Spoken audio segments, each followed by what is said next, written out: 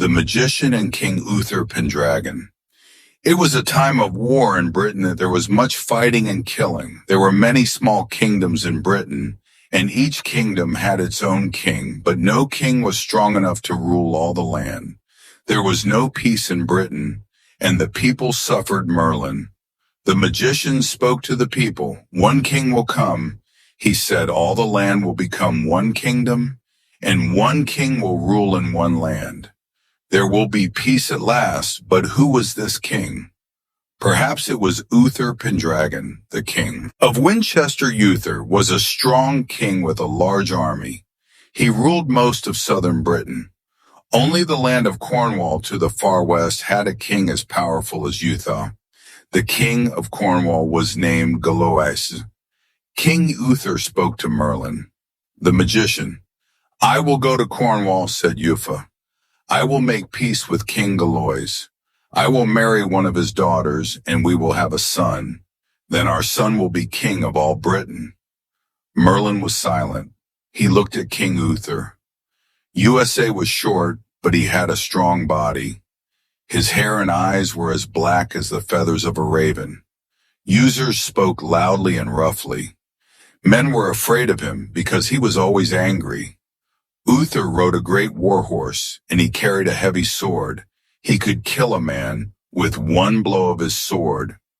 Merlin was the opposite of Uther. Merlin was tall, but he was not strong. He did not carry a sword. Merlin's hair was as white as the feathers of a swan, but he was not an old man. No one knew where Merlin came from. Some men said that Merlin came out of the west from across the sea. Merlin spoke quietly and said few words, but everyone listened to him when he spoke, because Merlin was wise and clever. Tell me, magician, said Uther, can you look into the future? Can you tell me, will my son be king of all Britain? Merlin was silent. His eyes were the color of the clear blue sky. He did not look at the king. He looked far away, and there was sadness in Merlin's eyes when he spoke. Yes, sire, said the magician. Softly, your son will be king of all Britain, but the unmarried daughter of King Galois is very young. She is only a child. Dragon's face became bright with joy. Bring horses, he shouted to his men. We will ride to Cornwall. Galois, king of Cornwall. After many days, King Uther came to the land of Cornwall. He rode to Tintagel Castle, where King Galois lived with his wife Igraine. The castle was built of black stone and stood on a high cliff above a dark sea. King Uther, you are welcome, said Galois. Eat and drink, we will be friends. So Uther and Galois sat in the castle hall and ate and drank. King Galois was an old gray-haired man, but his wife Igraine was young and very beautiful. Her hair was the color of gold. As soon as Uther saw Igraine, he looked at no one else. He dragged more and more wine, and his face became red. He stared at Queen Igraine, but she would not look at Uther. She lowered her eyes. King Eloise looked angrily at his guest.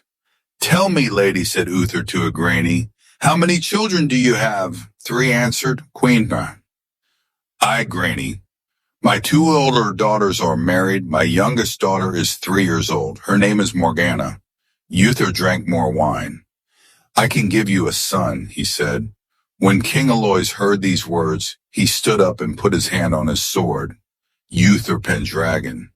Leave my house now, he shouted, and never return you. Uther stood up slowly. I will leave, he said to Galois, but I will return with an army. And so King Uther made war against King Galois in October. Uther's army attacked Tintagel Castle, but Uther could not take the castle.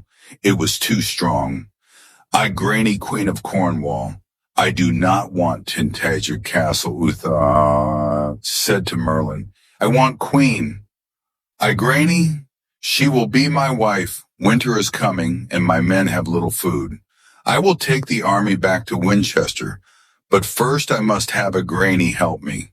Merlin and I will do anything that you say. Tell your men to leave, Merlin said. Tell them to move east back towards Winchester, but tell them not to go far. They must wait in the woods. King Eloise will see that your men are leaving. He will come out of the castle and follow your army. Then you will go inside the castle and visit Igraine. The castle gods will kill me, said Uther. I will protect you, said Merlin. I will use magic. I will cast a spell, and I will change you for one night. I will give you the face and body of Galois.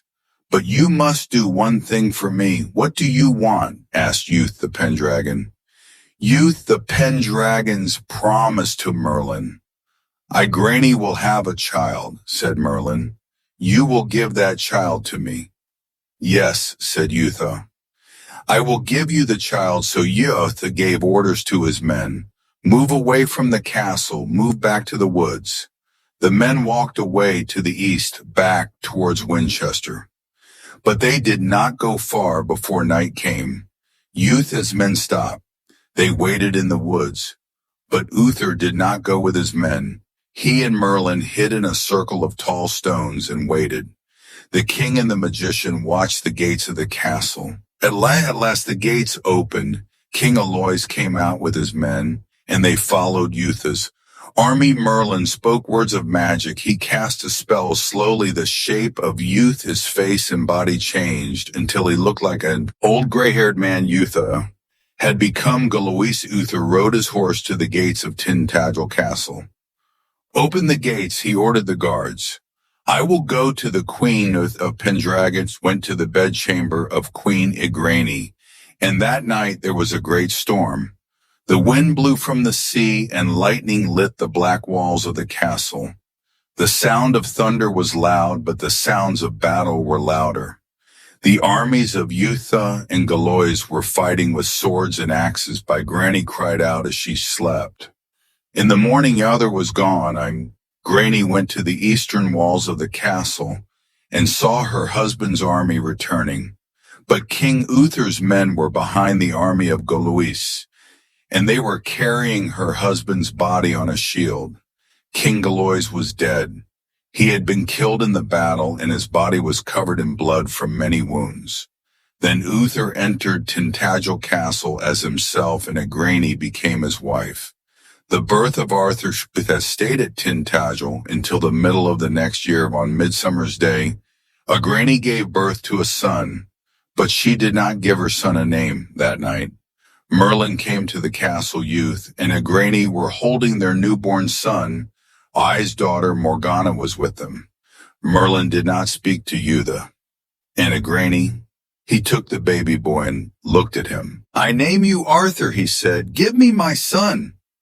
Igraine cried, but Eutha remembered his promise and did not stop. The magician.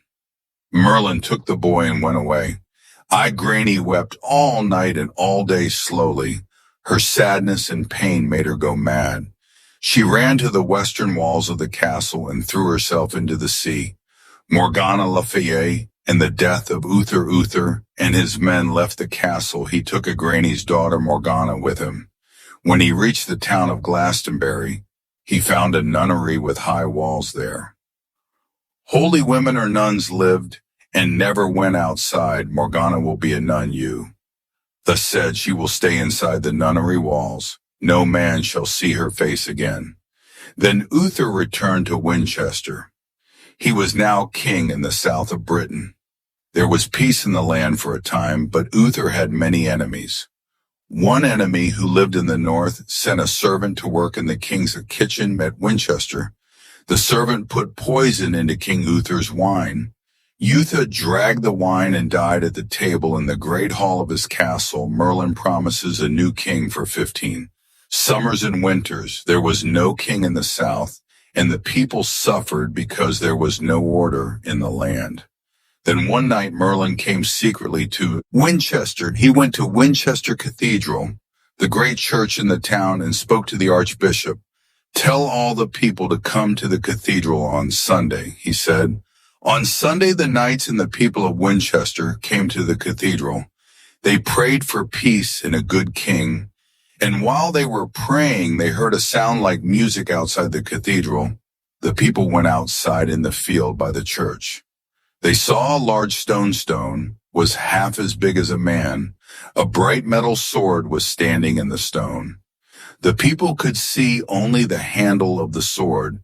The archbishop looked at the stone, and the sword words were written on the stone in gold letters.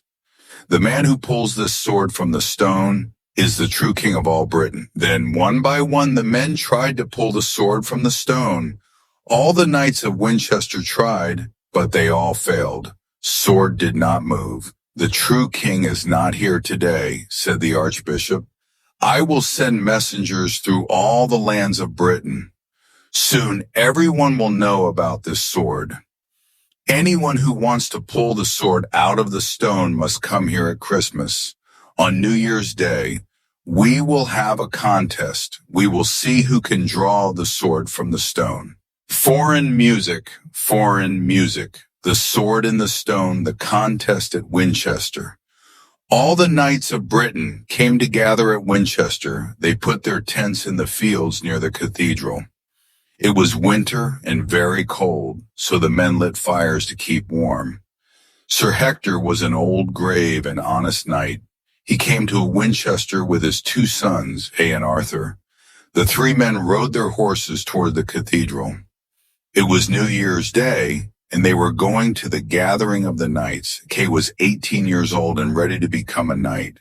But only a king can give a man this title, and there was no king in the land. Arthur was nearly 16 years old. He did not look like his brother. Kay was dark-haired, but Arthur had fair hair, which was almost the color of gold. Arthur was taller and stronger than his older brother. Kay stopped his horse. Then he put his hand on his sheath and felt for his sword, but the sheath was empty. I have forgotten my sword, he said to Arthur. I helped father to put on his armor, but I forgot to put my own sword in my sheath. I will ride back to our tent, said Arthur. The knights are gathering near the cathedral. Go there. I will fetch your sword and bring it to you.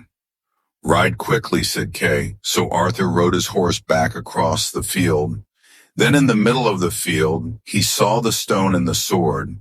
The bright sunshine shone on the sword. No one is using this sword, Arthur thought. I will borrow it from my brother Kay. Then the young man pulled the sword from the stone and took it to his brother. Arthur takes the sword. Arthur did not know why the sword was in the stone, but Kay knew about the sword, and the other knights knew too. They all gathered around Kay and Arthur. Who gave you this sword? Asked the knight. What are you doing with it? Arthur, this sword does not belong to you, said Sir Hector. Put the sword back in the stone. The sword belongs to the true king. All the knights watched as Arthur put the sword back into the stone. Gay, said Sir Hector Core.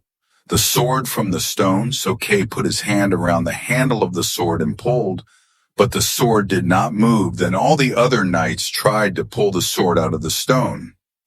Many strong men tried to take the sword, but it still did not move. Afar, said Sector, draw the sword from the stone. Arthur put his hand on the sword and drew the sword from the stone easily. Then he raised the sword above his head, and the metal flashed brightly in the sunlight. Everyone could see that Arthur held the sword. So Hector got off his horse. He drew his own sword from its sheath and knelt down on the ground. He lowered his head and held the handle of his sword towards Arthur. Arthur said, Hector, you are the true king of all the land, and I am your servant. Arthur was astonished. Father, put your sword away, he said. He touched the hilt of Sir Hector's sword. Hector kissed the sword and put it back in its sheath. Arthur, sire, you must know the truth, said Sector. I am not your father, Merlin. The magician brought you to me more than 15 summers ago, when you were only a few days old. Take this child into your home. Merlin told me the boy's name is Arthur. Take care of him. Arthur and Kay will be brothers. Arthur is crowned king. When they heard these words, everyone knelt down. Arthur was astonished and could not speak. Then the Archbishop led Arthur to the cathedral. The Archbishop took the sword and laid it on the altar. Then Arthur knelt in front of the altar and prayed for a day and a night. Arthur prayed in the great church. He asked God to help him. He wanted to be a good and just king. 3 months passed. At the beginning of spring, Arthur was crowned king in Winchester Cathedral. When the archbishop put the crown on Arthur's head, all the people shouted, "Long live the king!" Music. Thank you. Chapter 3. Excalibur. A new sword. Merlin the magician came to Arthur. You will fight many battles, he said. You will need a new sword, but I have a sword, Arthur replied. The sword that came from the stone is not for fighting, said Merlin. That sword is a sign that you are king. It is the sword of right now. You need a sword for battle. Your new sword will be the sword of might. It will be a powerful fighting sword. You must not use this sword because you were angry. You must use it to do good. You must defend the weak against the strong. You must fight against evil and defend your land. A journey to the west. Merlin took Arthur to the lands in the west. They traveled for many days. They went through great forests and past the dark castle at Tintagel, where Arthur was born. They rode on to high bare hills and came near to the sea. From the top of these hills, Arthur saw a valley and a lake. In the far west, past the lake, he saw a plain of sand. Beyond the plain of sand, he saw the sea, and on the horizon, he could see a group of islands. Arthur and Merlin rode down the hills and into the valley until they came to the edge of the lake. There they stood together and looked at the water. Clouds moved across the sky, and the color of the water changed from blue to green to gray as the sun went lower in the sky. A soft white mist came across the water, and then a boat came out of the mist. The boat was empty, and it had no sails or oars. There was no wind, but the boat moved slowly across the water until it stopped at Arthur's feet, and Arthur stepped inside. The boat began to move towards the middle of the lake. The lady of the lake, a hand and arm rode out of the water. The arm was covered in fine white cloth. A hand held a great sword. Arthur reached out and took the sword in his own hand. As he held the sword, a voice whispered the name Excalibur. Then the arm disappeared under the water. Arthur looked at the sword. It was made of fine steel, and there was writing on the blade. The words, "Take me up," were written on one side of the blade. On the other side of the blade were the words, "Cast me away." The boat moved back to the shore where Merlin was waiting. The sword, Excalibur, is a gift from the lady of the lake, Merlin said. One day you must give it back to her. How shall I know that day? Asked Arthur. You will know that day when you come to this lake again, Merlin answered. Now it is time for battle, into battle. So Arthur returned to Winchester and gathered his knights. We shall go to the east and to the north. He told them, we shall fight the invaders who attack the coast of our land, and we shall fight against the wild men of the north. Then Arthur led his men to the east and fought the invaders from the sea. The villages in the east had left their homes and were hiding in the western lands. The villages were empty. Arthur fought 6 battles. He carried the sword, Excalibur, into each battle and defeated his enemies. The invaders ran to their ships and went back across the sea. When the invaders had gone, the people returned to their villages. At last, there was peace in the southern and eastern lands. Next, Arthur turned to the north. There he fought 6 battles against the wild men of the northern lands and won a great battle at Bodden Hill. After this, there was peace in the northern lands too. The northern people made half of their King Arthur had been fighting for 6 long years. The kingdom of Logres. Arthur named all his lands the kingdom of Logres, and at last there was one king ruling, one country. It was a time of peace and plenty, and the people were happy, Camelot thought, in the Round Table. Arthur built a castle on a hill above a river he named the Castle Camelot. A castle Camelot was made of white stone, and it had many towers. The bravest knights of Logres came to Camelot and sat with Arthur in his great hall. In the center of the hall, there was a round table which had been made by Merlin. Many knights sat and ate and drank at this round table. Camelot became the home of King Arthur and the Knights of the Round Table. Music, Chapter 4, Queen Guinevere. The most famous knights. Many knights joined King Arthur at Camelot. Three of those knights, Sir Bedivere, Sir Lancelot du Lac, and Sir Gawain, would always be remembered. Sir Bedivere was the first and most faithful knight. Sir Lancelot du Lac was the bravest, the strongest, and the most handsome knight. And Sir Gawain was often called the greatest knight because Gawain was polite and chivalrous, and he did great deeds.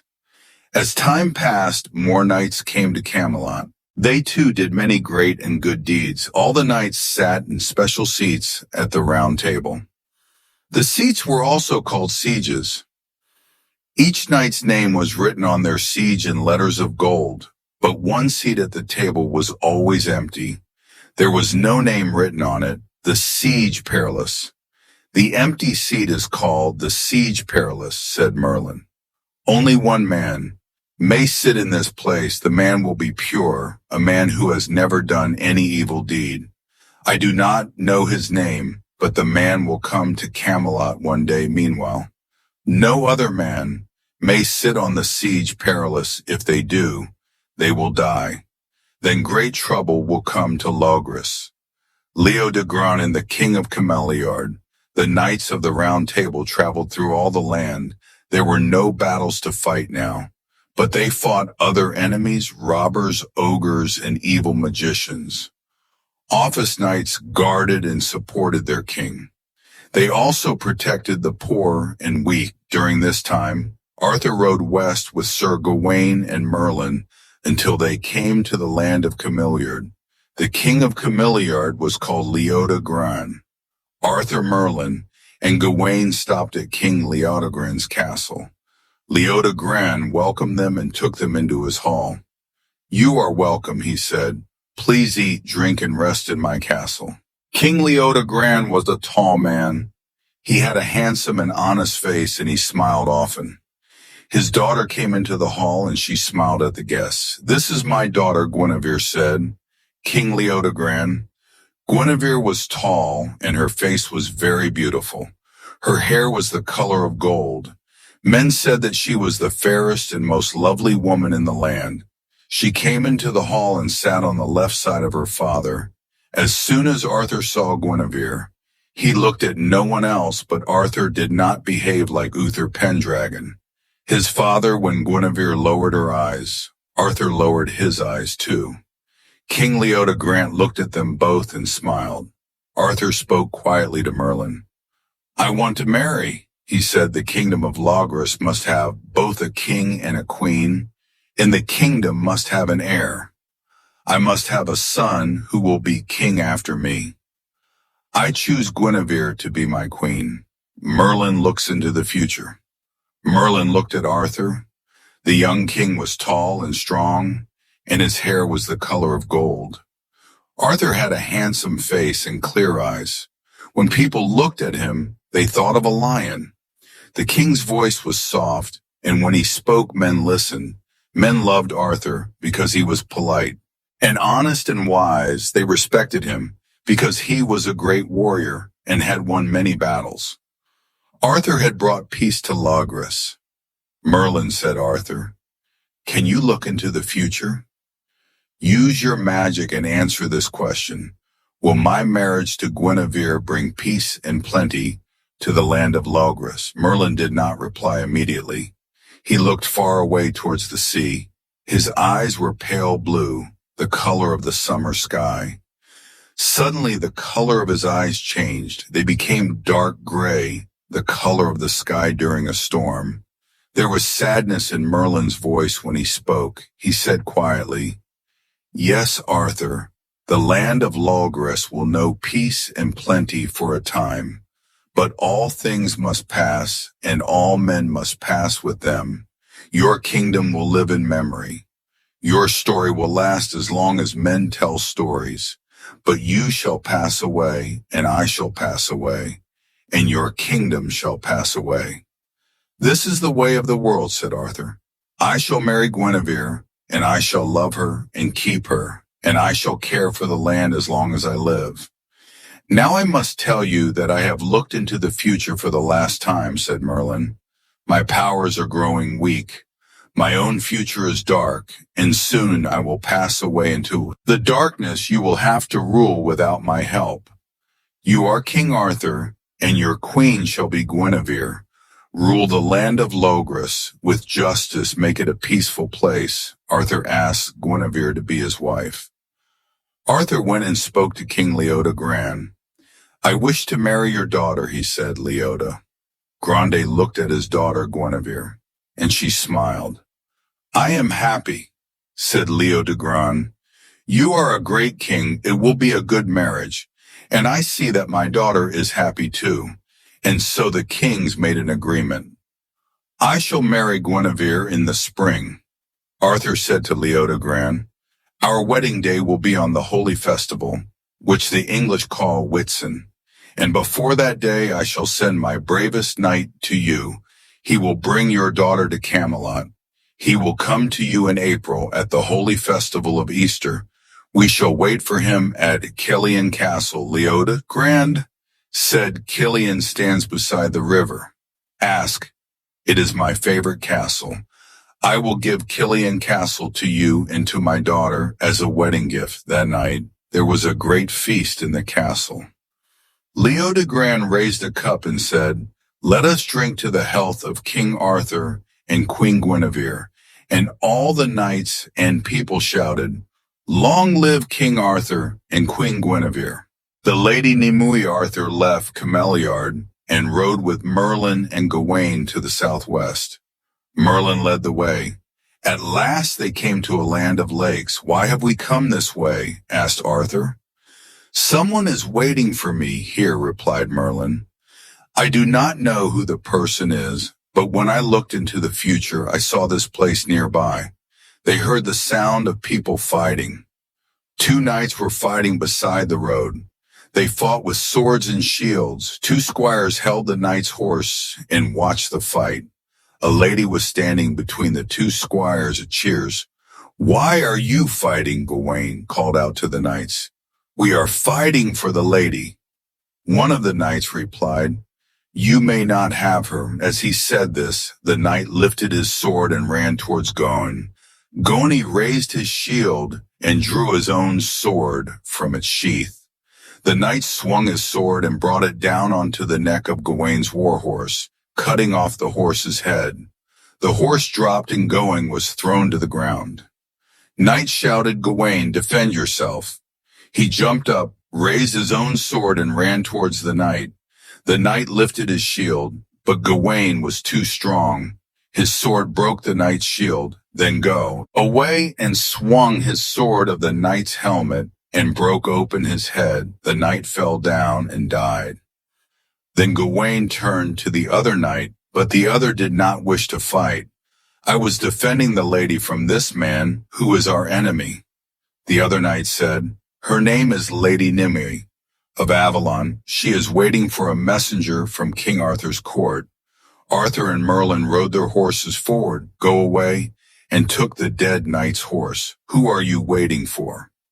Arthur asked the lady. Nimue smiled and said nothing. She looked at Merlin, and Merlin looked at Nimue. They said nothing but Nimue. And Merlin spoke to each other without words. Nimue was like Merlin. She had magical powers. She was a sorceress. Oh, foreign music.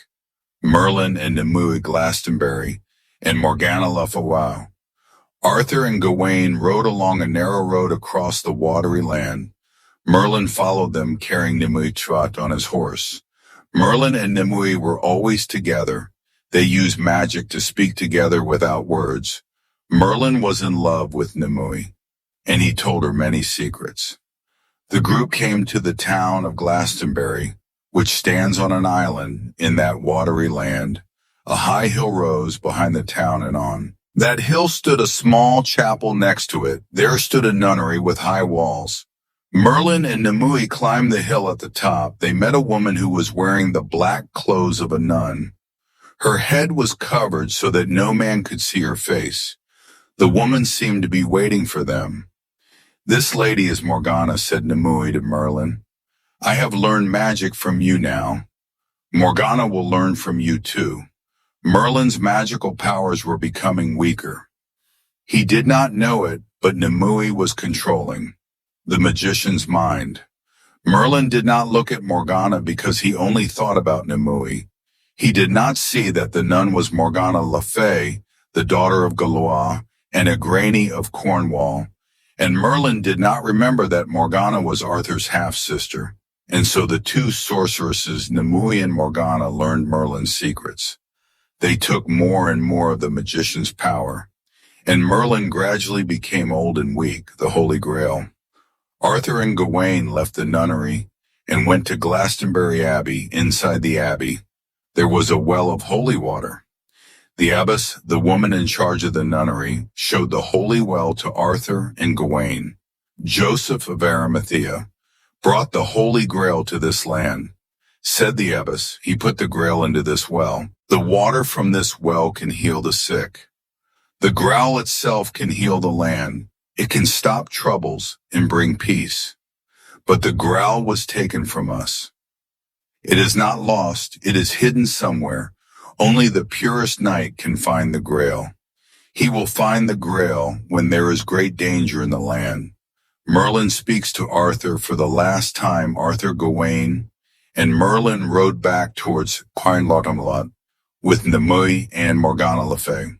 Merlin spoke to Arthur's sire. "I shall not return to Camelot," said the magician. "I am going away with Nimue in Morgana. You are king, and Guinevere is queen. You must rule without my help." Arthur was troubled by Merlin's words. "Shall I never see you again?" Arthur asked. "You will never see me in this life again," answered Merlin. "But we shall both return one day. Remember, you are the once and future king. Goodbye. I shall see your wedding, and then I shall leave." Merlin's words made Arthur sad, but as he rode on to Camelot with Gawain, he did not think deeply about their meaning. Lancelot becomes champion of Camelot shortly before the Holy Week of Easter. Arthur sent for Solons. "Alas, sir." Lancelot was the strongest and most handsome of the knights of the Round Table. He always wore shining armor. "Lancelot," Arthur said, "you are my bravest knight. I now make you my champion. Knight, you will guard and defend everything that I love. Ride to Caerleon Castle, my bride. Guinevere of Cameliard is waiting there. Bring Guinevere to Camelot. She and I will be married at Whitsun. Then Guinevere will be crowned queen." Lancelot smiled and bowed toward the king. "Yes, sire," he said. Then he got onto his great war horse, which was dressed in red and white cloth, and he rode away. Lancelot meets Guinevere. Lancelot's journey to Caerleon took many days. At last he came to the castle where Guinevere was waiting. When he met Guinevere, he saw that she was the fairest woman in the land, and Guinevere saw that Lancelot was the fairest man. Lancelot and Guinevere rode to Camelot together, talking and laughing. Behind them rode 20 of Leodegrand's finest knights. Each knight will find armor and fine clothes. It was the month of May, and white flowers fell from the trees onto the road. The travelers stopped and rested at a chapel where many flowers grew. Lancelot took a red rose and put it in his hair. Guinevere took a white lily and wore it on her dress. "Lady," said Lancelot, "I am your servant. I shall always serve you and no other." The marriage of Arthur and Guinevere. They came to Camelot and saw that there were many tents in the fields. Knights had come to Camelot from many parts of Logres. Each day the knights competed in jousts. They rode their war horses and fought with swords, shields and spears, and each evening the knights ate, drank, and told stories at Whitsun. Arthur married Guinevere when he placed a crown upon her head. The knights and people gave a great cry. "Long live King Arthur and Queen Guinevere," they shouted. Morgana Le Fay plots the destruction of Camelot that night. Merlin lay in his tent with him, were Nimue and Morgana. Merlin's mind was clouded and his sight was weak. He saw Morgana smile, but he did not see behind the smile. Morgana hated her half-brother Arthur because his father, Uther Pendragon, had put Morgana in a nunnery. Because Merlin had taken Arthur away from my granny, a granny had thrown herself into the sea. Morgana hated Merlin as well while Merlin slept. Morgana cast 2 spells. The first spell was for Guinevere. It made Guinevere sleep in her own bedchamber and dream of Lancelot. With the second spell, she made herself look like Guinevere. Then she went to Arthur's bedchamber where Arthur was sleeping. He was dreaming of battle and wounds. He dreamed that he lost his sword, Excalibur. He dreamed that nothing grew on the land then. Morgana came to Arthur's bed and lay with him. As the sorceress lay with the king, bright lightning flashed in the sky. And when Morgana left Arthur, she whispered to her half-brother, "I will have a son," she said. "You will be like your father, you, the bad dragon brother." And Arthur slept and forgot his dreams. And so Morgana brought evil and sadness to the court of Camelot, though many long years passed before anyone knew that this had happened. The passing of Merlin early the next morning. Merlin left his tent. He had become an old man. He was so ill and weak that Nimue and Morgana had to help him onto his horse. Then they led the magician away from Camelot towards the North Merlin. "I know a place where you will be young again," said Nimue. "It is a secret place in a forest. We will take you there, and you can rest, yes?" "Yes," said Merlin, but he did not see who spoke to him or what was near him. He did not see the trees of the great forest around him. He did not see how they had come to a secret place in the forest where a circle of tall stones stood around a low hill. On the top of the hill there was a great oak tree. Nimue and Morgana led Merlin to the tree. Then a doorway opened in the trunk of the tree. A light was burning inside. "Step inside the tree," Merlin said to Nimue. "Here you will find rest. You are old and tired. As soon you will feel young again. Here you may sleep through many centuries and dream of the world outside. Best here until the day when you shall wake and return to the land again." Merlin stepped into the oak tree and the door closed behind him. There inside the oak he slept and dreamed of the world outside. "No man shall see his face again," said Morgana to Nimue. From that day no one saw Merlin the magician again. But the people often spoke his name and told their children stories about him. Music, thank you. Chapter 6. Circle Wayne and the Green Knight Christmas Court. It was a time of peace in the kingdom of Logres. King Arthur and Queen Guinevere ruled wisely and well. Many good and noble knights visited Camelot on the Round Table. Many stories were told of famous knights there, of Lancelot, Gawain, Tristram, Percival, and Galahad, and their stories are still told today every year on Christmas Day. King Arthur gathered the knights at his court in Camelot. Everyone celebrated for 12 days. There was a great feast. Everyone ate good food and drank wine. They danced and listened to stories. Then one year on the 12th day of Christmas, a strange knight rode into the court. He was the strangest knight that anyone had seen. He was tall and broad, like the trunk of a tree. His great war horse had fierce red eyes. The knight was not wearing armor, but he and his horse were both dressed in green cloth. Even more strangely, both the knight and his horse were green. Skin of the horse was green, and the skin of the knight was green. The knight's hair and beard were green too. The Green Knight did not carry a sword. He held a huge green and gold axe in his right hand. The knight rode his horse through the gates of Camelot Castle. He rode into the great hall and stopped in front of the Round Table. Here, the best knight sat in the most important seats. Only one seat still remained empty. At the table, this was the Siege Perilous. The Green Knight looked around the hall. "Where is the king of this land?" he asked in a loud voice. "I will speak with the king and no other man."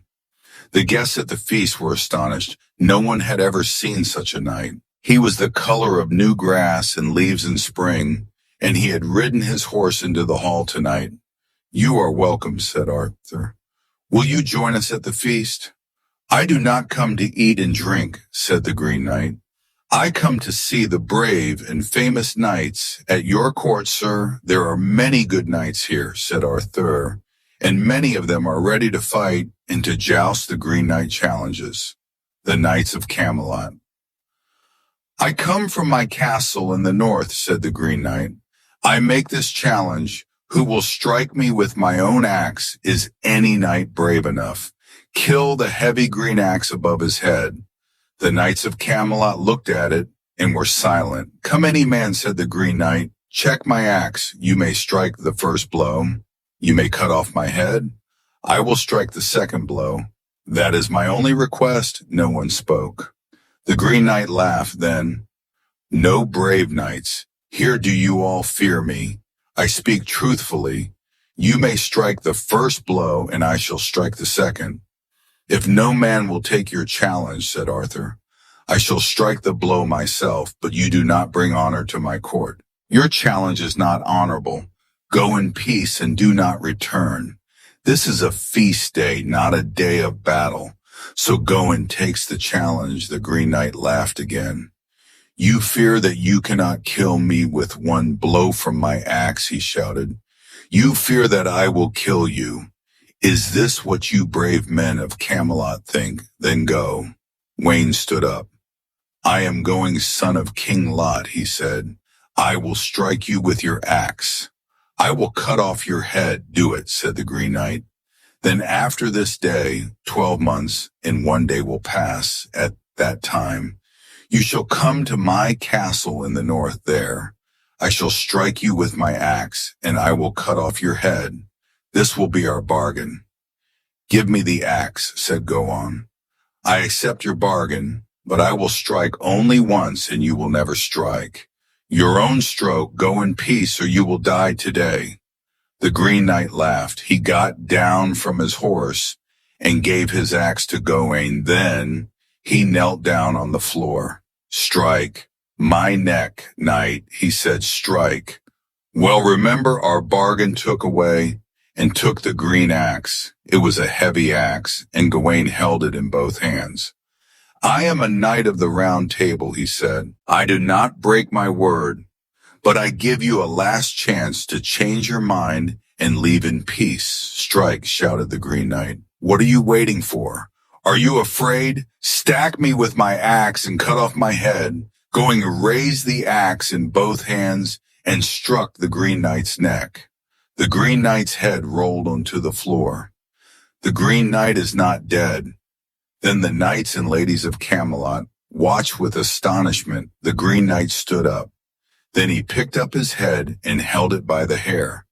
The eyes in the head looked at Gawain, and the mouth moved, and it spoke these words: "I am the Knight of the Green Chapel in the north.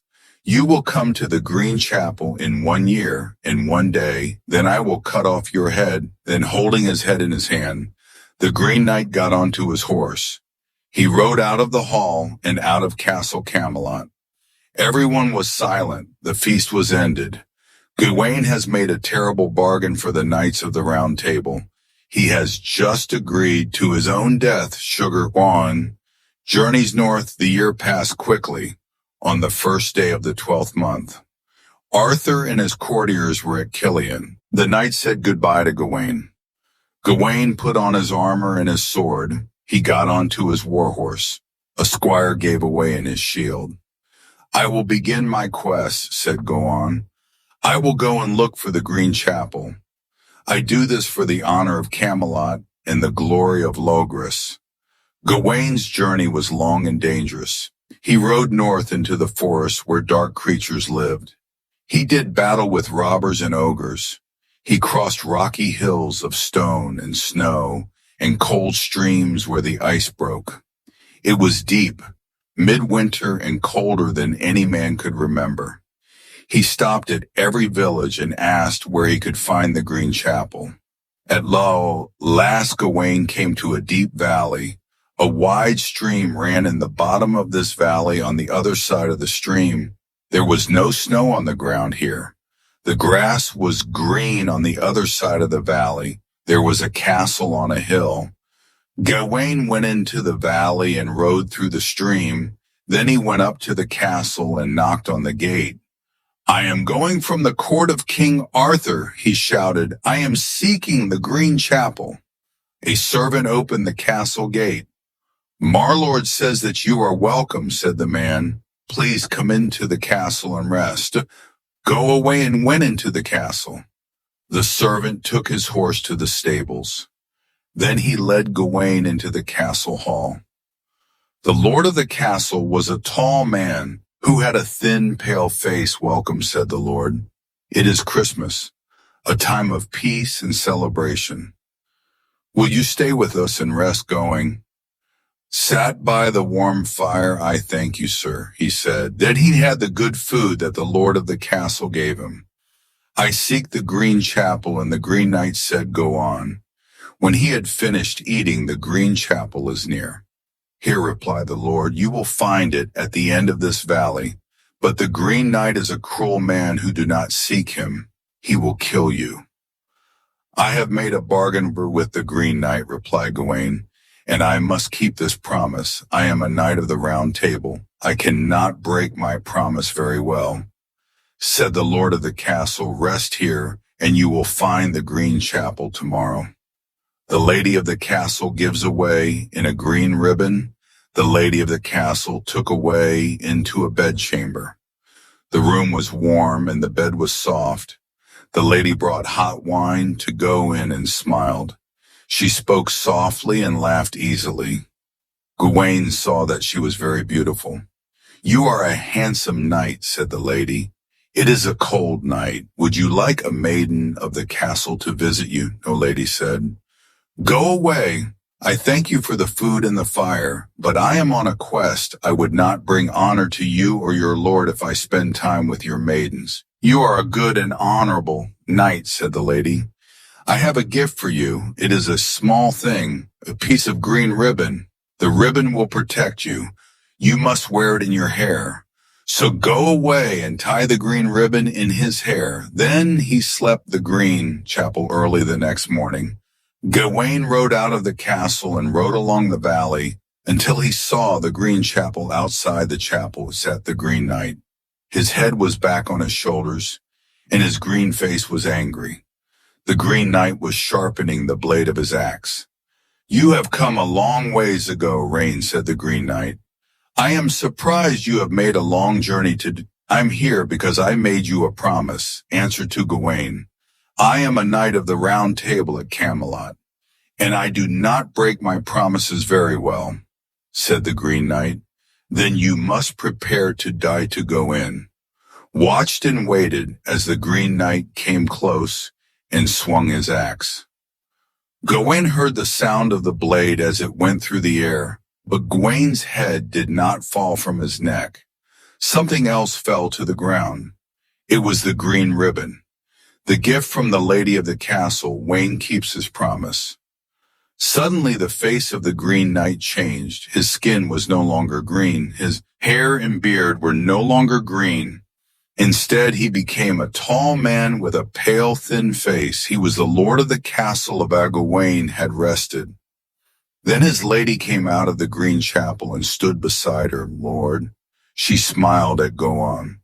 "The green ribbon was assigned to my husband," she said. "It is a sign that you are a man of honor. So, Gawain, you have proved that you were a good and honorable knight," said the lord of the castle. "Now you must return to Camelot and tell this story from this day forward. Men will say, 'Zucker.'" Wayne did not break his promise to the Green Knight disability. Music, Chapter 7. The Chapel Perilous.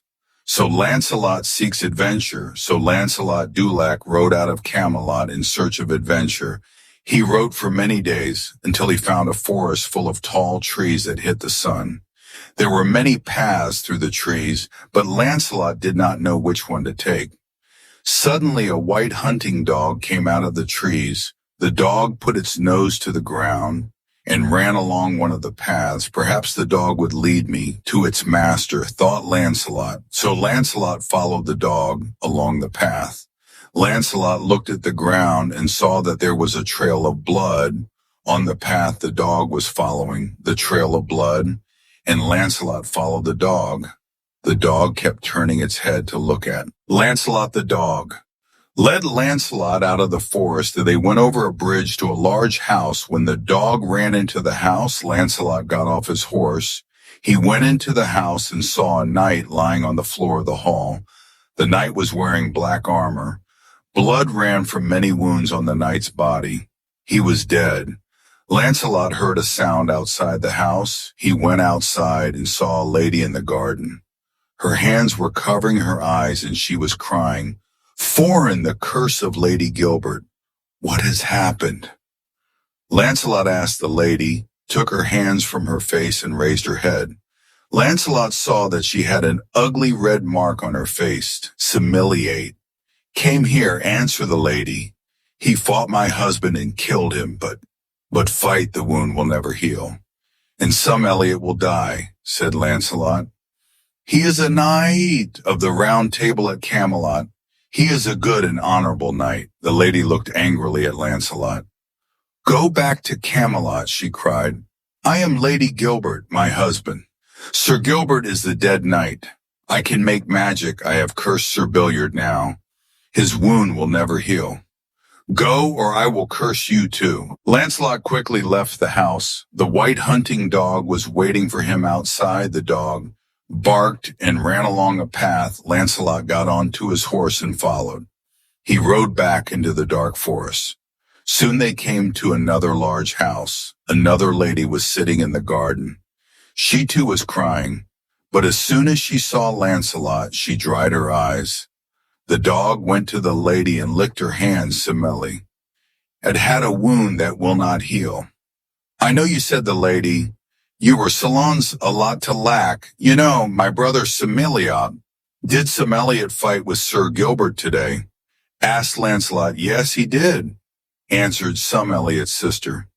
"Lady Gilbert is an evil sorceress. She has used magic. She has put a curse on Semeliot. He's wounded and his wound will not heal." Lancelot went into the house and found Semeliot lying in the hall. The knight had a bleeding wound on the left side of his body. "Only a cloth from Chapel Perilous will heal my brother," said Semeliot's sister. "That is what Lady Gilbert told me." "Then I will go to Travel Perilous and find this cloth," said Lancelot. "No man has gone into Chapel Perilous and returned alive," said the lady. "The chapel is in the middle of the forest. The knights who guarded her really dead, but they still seem alive. They are controlled by Lady Gilbert's magic powers. I do not fear any knights living or dead," said Lancelot. "Then follow this path," said the lady. She pointed to a path through the forest. "The path is too narrow for your horse. You must walk, but Chapel Perilous is not far. Take my dog. The dog will guide you." Lancelot walked along the path until he came to the middle of the forest. Here he saw a small chapel that was made of dark stones. The shields of many knights were hanging on a tree outside the chapel. These shields were upside down, which was a sign that the knights were dead. The dead knights, the knights were standing near their shields. They did not move. Their armor was old and dark, and they held swords in their hands. Lancelot stepped closer to them. The knights turned slowly and looked at Lancelot. He saw their faces and knew that the knights were dead men. These were the knights who had entered Chapel Perilous. The knights opened their mouths, but they could not speak. They looked at Lancelot with empty eyes. Lancelot drew his sword and ran toward the knights. He swung his sword, but it passed straight through the bodies of the knights, and the knights could not strike Lancelot with their swords. The knights who guarded the chapel were ghosts. So Lancelot enters the chapel, perilous. Sosa. Lancelot entered the chapel. Perilous, there were no windows in the walls, but many lamps hung from the ceiling. Strange shadows moved on the walls at the end of the chapel. There was a large flat stone. The body of a knight was lying on this stone. Lancelot went to the body and saw that it was covered with a silk cloth. He cut a piece of the cloth with his sword and held it in his hand. Suddenly there was a sound like thunder.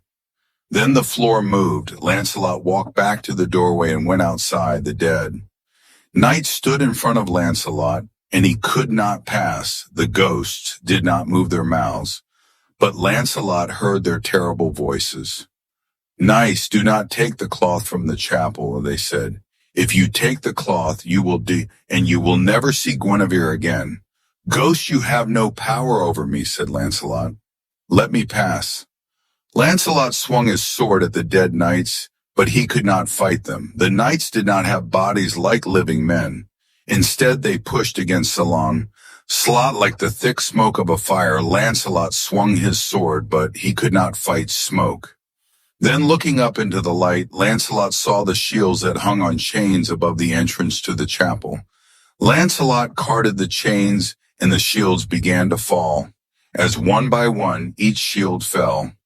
One by one, a dead knight fell to the ground. When Lancelot had cut down all the shields, all the knights had fallen. Then Lancelot heard a great cry. The Lady Gilbert was standing at the entrance to the chapel, perilous. She put her hand to the red mark on her face, and then she too sank to the ground. Takes the cloth to some Eliot. Lancelot walked back to the house of Sam. Eliot, the sun was bright, and birds sang. Lancelot gave the cloth from Chapel Perilous to Sam Eliot's sister. She smiled. Thank you, she said. Then she led Lancelot to her brother. The Lady Gilbert is dead, said Sir Lancelot. Have I brought a cloth from the Chapel Perilous to heal your wound? Sam Eliot's skin was pale, and he was near to death. Blood flowed from the wound in his side, but as soon as the cloth touched his wound, the blood stopped flowing. Then similarly it opened his eyes. I am healed, he said. Lady Gilbert was an evil sorceress whose real name was Heloise. She was a companion of Morgana Le Fay. The power of Heloise is broken now, but she cast a spell on another lady who lives near this forest, and that spell may not be broken. I will return to Camelot, said Lancelot, and I will tell the story of Heloise, the sorceress in Chapel Perilous. Sam Eliot and his sister thanked Lancelot. Farewell, said Lancelot. Sam Eliot, we will meet again at the Round Table in Camelot, the Fair Maid of Astolat. Lancelot rode through forests until he came to a river that runs down to Camelot. That a tall gray tower stood on an island in the river. The island was called the Isle of Astolat. Elaine, the Fair Maid of Astolat, lived in the tall tower. No man had seen Elaine. She lived in the highest room of the tower. The room's walls had no windows, but it was bright because light came through windows in the ceiling. There were many mirrors on the walls that reflected this light. Elaine looked at the mirrors and she saw the world outside her tower, the Tower of Mirrors, years before, when the sorceress Heloise gained her evil powers. Her face had been spoiled with an ugly red mark. After that, Heloise hated all beautiful women. No man wishes to see my face, she said, but all men wish to see the face of the Fair Maid of Astolat. So I will put a curse on her. If Elaine looks at any man, she will die. Elaine knew that she could not look at the world outside her tower, and so she watched the world with her mirrors, and she used colored silk threads to make a tapestry. The tapestry showed pictures of the world when Sir Lancelot came riding out of the forest. The sunlight flashed on the knight's bright armor. Elaine saw the bright flash in her mirror. She watched the knight as he rode closer to her tower. Lancelot was not wearing a helmet, so Elaine saw his face clearly. Elaine had seen men reflected in her mirror. But she had never met a man, and she had never seen a man as handsome as Lancelot. She did not want the reflection of Lancelot to disappear from her mirror. Forgetting the curse, Elaine ran from her room to the top of the tower. She opened the door and looked down at the knight's handsome face. But Lancelot did not see Elaine, though. Cursed suddenly, the room at the top of the tower became dark sunlight, no longer shone onto the mirrors, and at once there was a great noise. The mirrors had broken, and the floor was covered with broken glass. Elaine fell to the floor. "The curse has come to Astolat," she cried. Then she slowly walked down the stairs of her tower and went outside into the sunlight. For the first and last time in her life, she walked to the river, so Lancelot rode on towards Camelot. He heard and saw none of these things on the Isle of Astolat. He thought only of Camelot. Castle Camelot was near, and he wanted to see Guinevere again. He thought of telling stories at the round table. The death of Elaine that day. There was a feast in Camelot, and all the courtiers, knights, and ladies ate and drank. In the great hall, King Arthur and Queen Guinevere listened to stories of Sir Lancelot's adventures. But in the middle of the feast, there was a sudden storm outside. The knights, ladies, and courtiers went silent, and the musicians stopped playing their music. And in the silence, they heard someone singing a sad song. The music came from outside the castle, from the direction of the river. Everyone went to the windows and looked out from the towers of Camelot. They saw a boat floating along the river. In the boat sat a fair maiden who was singing the sad song. Before the boat reached Camelot, the maiden lay down and died. All the people left the castle and went down to the river. The boat was dressed with brightly colored cloth, and the maiden lay on soft silk cushions. Her body was covered with a long tapestry with pictures made from colored silk threads. The words, "The Maid of Astolat," were written on the boat. Lancelot looked at the dead maiden. "She has a beautiful face," he said. Music. Music. Thank you, music. Chapter 8, Tristram and Izzy. Old a minstrel comes to Camelot. King Arthur sat at the round table, and Lancelot and Gawain sat opposite him. But the seat between Lancelot and Gawain, the Siege Perilous, was still empty. "No man has ever sat in the Siege Perilous," said Arthur. "Merlin told us many years ago that only the purest knight would sit in this place. But who will that knight be? Perhaps it would be a knight who has not yet come to Camelot." "Said go on, sire," said Lancelot. "A minstrel has come to Camelot, who plays a harp and tells stories. He has traveled to Ireland and knows many stories. Perhaps he can tell us the name of a famous knight whom we do not know." So Arthur called the minstrel to the great hall. All the knights and their ladies sat and waited for the minstrel to tell a story. The minstrel was tall, and he had a fair face, but his clothes were poor, and his shoes were old. He held a harp in his hand. He touched the strings of the harp and with his fingers, and it made a sweet sound music story of Tristram. "I will tell the story of Tristram," the minstrel said in a clear voice. "Tristram is a knight of Lyonesse, a land in the far west. King Mark of Cornwall is Sir Tristram's uncle before Arthur became king. There was war between Cornwall and Ireland. The rulers of Ireland were King German and Queen Isolde, the armies of Cornwall, and Ireland fought each other, and Cornwall was defeated. Isolde's brother Mahout was a fierce warrior. He was the king of Ireland's champion. Marhold had black hair, cruel eyes, and strong hands. He left Ireland and went to Cornwall. He spoke to King Mark. The people in the land of Cornwall belonged to King German of Ireland. "Now," said Maholt, "you must send a gift to Ireland. You must send 15 maws and 15 girls to be servants in Ireland." The gift, but King Mark replied, "No, I will not send this gift." "Then tell your champion to fight me," said Mahail to Mark. "I am the champion of King German of Ireland, and I can kill any man here. You must either fight me or send the gift to Ireland. At first, no knight stepped forward to fight Marhold, but then a young man named Tristram stood up. I will fight Mahalt and bring honor to my king, he said. So Mahalt laughed and drew a sword. It will take only a moment to kill this boy, he said. Tristram drew his sword too. The two men fought a long and hard fight. After a time, Mahalt struck a terrible blow to Tristram's leg. Then Tristram struck a blow to Mahalt's head. Both men were badly wounded. Marhold fell to the ground. My sword is poisoned, he shouted to Tristram. Your wound will not heal, you will die. The minstrel was silent for a moment. Everyone in the hall of Camelot was enjoying this story.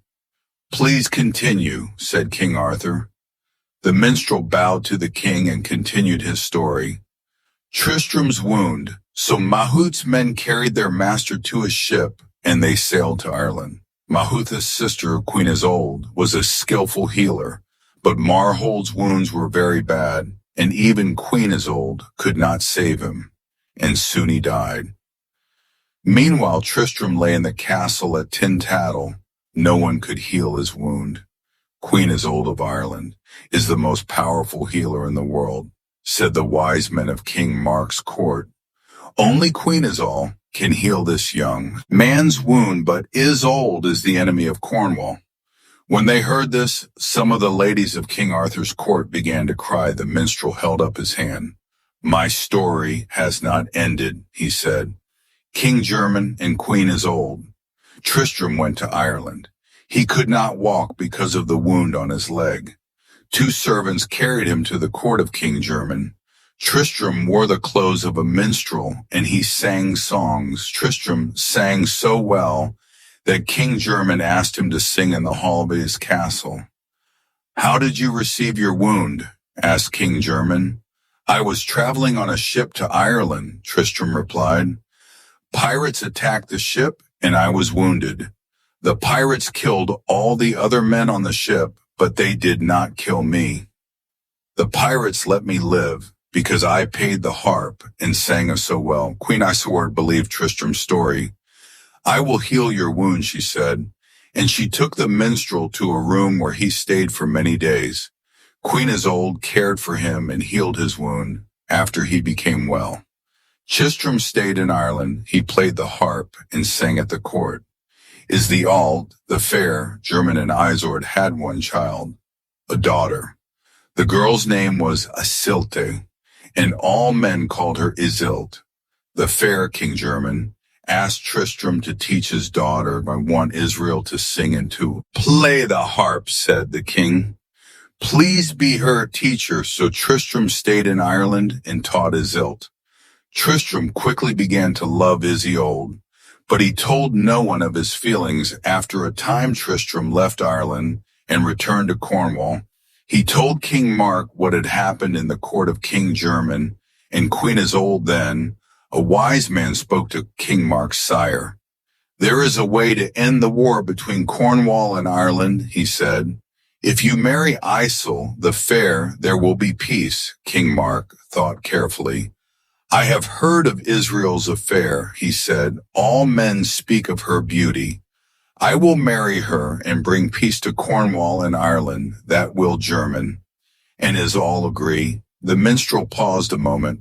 His face was sad. Then he continued his story.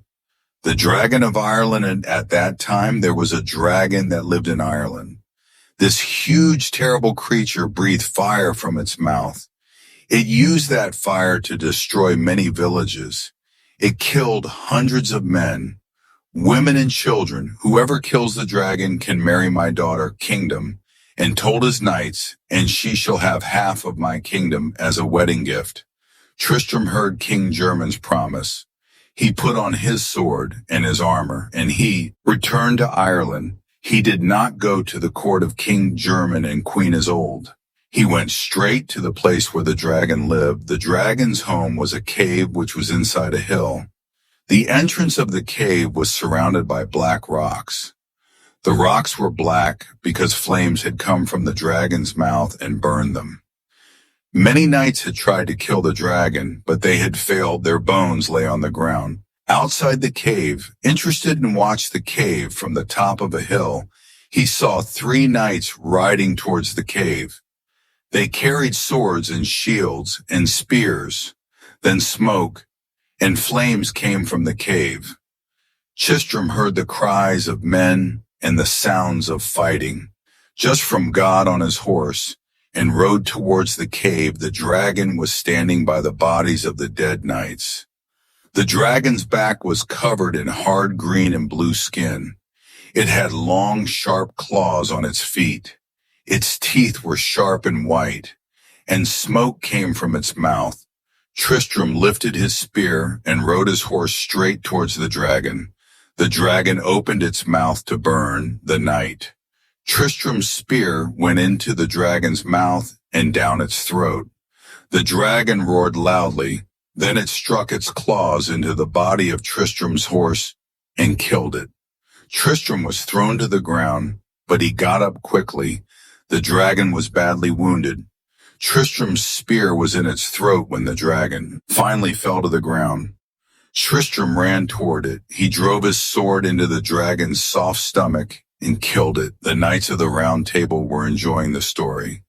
They laughed and smiled. Tristram claims his yield for King Mark. Minstrel held up his hand and continued his story. Tristram cut off the dragon's head and took it to King German. "You have been to this court before," said Queen Isolde. "You are a minstrel. You taught my daughter to play the harp." "Are you also a knight?" Tristram answered in a clear voice. "Yes," he replied. He turned towards King German. "I am so Tristram of Lyonesse," he said. "I am the champion of King Mark of Cornwall. I have killed the dragon. Now King Mark can marry your daughter. My king no longer wants to make war against Ireland. He wants peace between our 2 countries." King German turned and spoke to Queen Isolde. "So Tristram is a good and honest knight. He said the marriage between King Mark and our daughter will bring honor to both our countries." "Prepare my ship," said King German. "So Tristram will take our daughter Isolde to Cornwall. There she will marry King Mark that night." Queen Isolde spoke secretly to her daughter's servant. "I have made a love potion," she told him. "The potion is in this bottle of wine. You must take the bottle to Cornwall there. King Mark and my daughter Isolde must drink the wine on their wedding day. We'll make them love each other forever. Do not let anyone else drink the wine." Then Tristram and Isolde left Ireland. The wind was fresh. The ship sailed swiftly like a white bird. Tristram and Israel talked and laughed in the spring sunlight. Tristram was sailing home soon. Israel began to fall in love with a young knight, the love potion.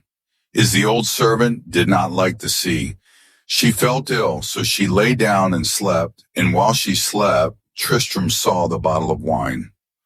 "Let us drink and be happy," he said to Isolde. Tristram and Isolde drank the love potion already. They loved one another, and the potion made their love stronger. Now they loved one another until the ending of the world, and they loved with a love greater than any in the world. The ship reached Cornwall, and King Mark welcomed Tristram. "You are my greatest knight and my champion," said King Mark and Izzy. "Old is the fairest maiden in the world. We shall be married immediately." So King Mark married Isolde fair, but Israel loved Tristram. And after her wedding to King Mark, Queen Israel met Sir Tristram. In secret, they met in forests and places where no one saw them. But people soon began to talk about his yield affair and the king's champion. The other knights spoke to King Mark. "Your wife and the champion are untrue to you. They are lovers," said the knights. Tristram and Isolde parted. When King Mark heard this news, he was angry. "This is true, then Tristram must die," he said, "and Israel shall live in a nunnery so that no man may see her face again." But King Mark was not a cruel man. He loved his yield and remembered the brave deeds of his champions at Tristram. King Mark spoke to Tristram. "Leave my kingdom and never return," he said. You will never see Isil the fair again. Here the minstrel ended his story. No one spoke in the great hall of Camelot. There was only one sound, the sound of someone crying. Tears were falling from Lancelot's eyes. Minstrel, how do you know this sad story? Asked King Arthur. And is it a true story? Yes, Aya, answered the minstrel. I know that the story is true because I am Tristram of Lyonesse. Welcome, Sir Tristram of Lyonesse, said Arthur. There is a seat for you here at the Round Table. So Tristram becomes a knight of the Round Table. So Tristram stayed in Camelot and became a knight of the Round Table. He did many good deeds and lived happily in Camelot. But he never forgot his Yield the Fair, and he wanted to see her again. Tristram married several years later. His wife's name was also Ishield, but she was called Isolde of the White Hands. Tristram was a kind and good husband, but he did not love his wife. Sir Tristram loved Isil the Fair. His wife Isolde of the White Hands knew this, and she was jealous. Even after King Mark died, Tristram of Lyonesse could not be with Izzy of the Fair because he was married to Isil to the White Hands. Tristram sends for Isolde. One day a man attacked Tristram while he was riding in Lyonesse. Tristram fought the man and killed him, but the man had a poisoned spear, which wounded Tristram in the thigh. I am going to die, Tristram said to his servant, Carbonel. There is poison in the wound and it cannot heal. Only Ishield the Fair can save me. She is a great healer, like her mother. Take a ship to Tintagel and fetch the fair Ishield then. Tristram spoke to Coenwulf again. I may die before fair. As the Olt arrives, he said, or she may not come at all. So I beg you, make me this promise. If Isil, the fair comes, raise a white sail on your ship. She will not come raise a black sail. If I see a white sail, I will live until fair Ishield comes to heal me. Ishield of the White Hands heard these words, and there was jealousy in her heart as she watched Cal. And I'll leave for Tintagel. But she looked after her husband and did not speak of her feelings. The black sail and the white sail, Corbinal, sailed to Tintagel and spoke to Queen Isil to the fair. So Tristram is wounded. He said he will die unless you help him. He asked you to come with me to Lyonesse. So is he of the fair left entitled to help Tristram? He sailed with Covenant towards Lyonesse. Corono remembered his promise to Tristram. He raised a white sail on the ship. Last they came near to Sir Tristram's castle on the coast. Tristram was very ill. He could not rise from his bed. He was dying as Carbonel. Returning at his ship anear, he asked his wife, is he Ult of the White Hands? Do you see the sail? What color? Is the sail as the Ult of the White Hands looked out of the window? She saw a ship with a white sail on the sea, but there was jealousy in her heart. I see a black sail, she said. The death of Tristram and Isolde. Then Tristram's great heart broke. I will never see Ishield the Fair again, he said. Softly he turned his face from the window and died. And when Israel the Fair came to Tristram, she found that he was dead. She knelt beside her lover and wept. But Tristram and Isolde could not be parted by death. Their love was so strong that Ishield the Fair lay down and died beside the noble Tristram. Tristram and Isil were buried together in one grave. Ishield of the White Hands planted 2 rose bushes on their grave. One bush was of red roses and the other bush was of white roses, and the 2 bushes grew together and became one. Music chapter 9, Percival and Lancelot. Percival goes to Caelian. Percival grew up in the land west of Caelian.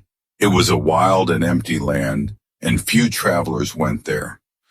Percival looked after his family's goats one day. Sir Lancelot rode through the wild land and saw Percival. Percival was a tall and strong young man with fair hair. He was looking after goats near the roadway. "You're a fine young man," said Lancelot. "Likely you will make a good squire at the king's court. Go to Killian and say that to Lancelot sent you." Lancelot spoke lightly, but Percival listened seriously. "I will go to the king's court at Killian and see these knights." Percival told his mother.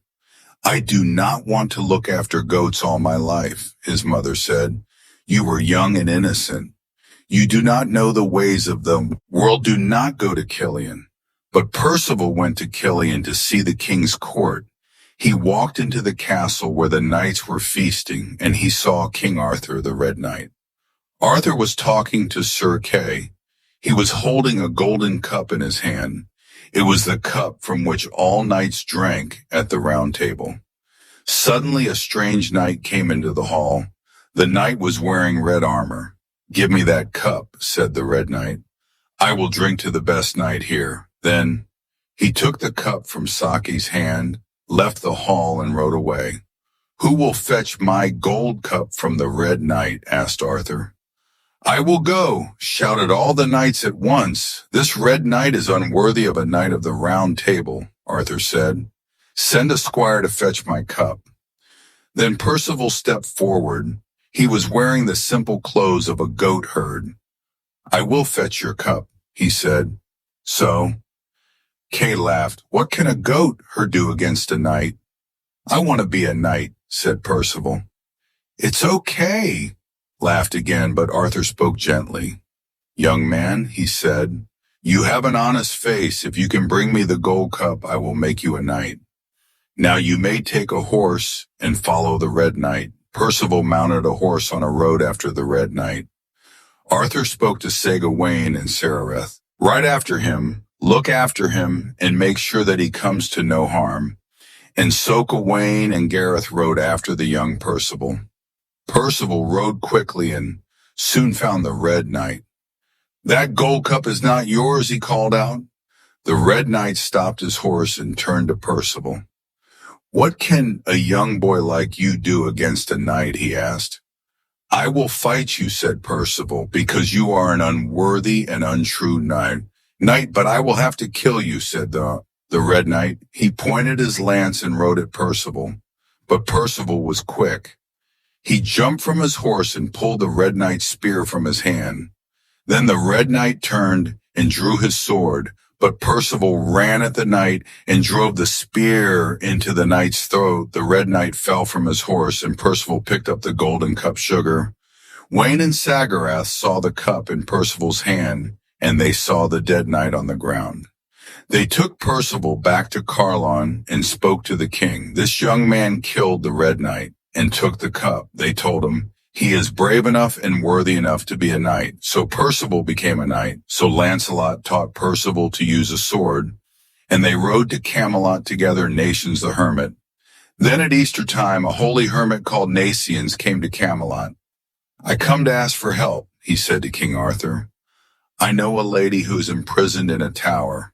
Only a brave and pure knight can save her. She is being kept prisoner by an evil sorceress, sire." Lancelot said, "I will rescue the lady, and I will take Sir Percival with me." "I thank you," said the hermit, and looked at the Round Table. "I see there is an empty seat. Who sits there?"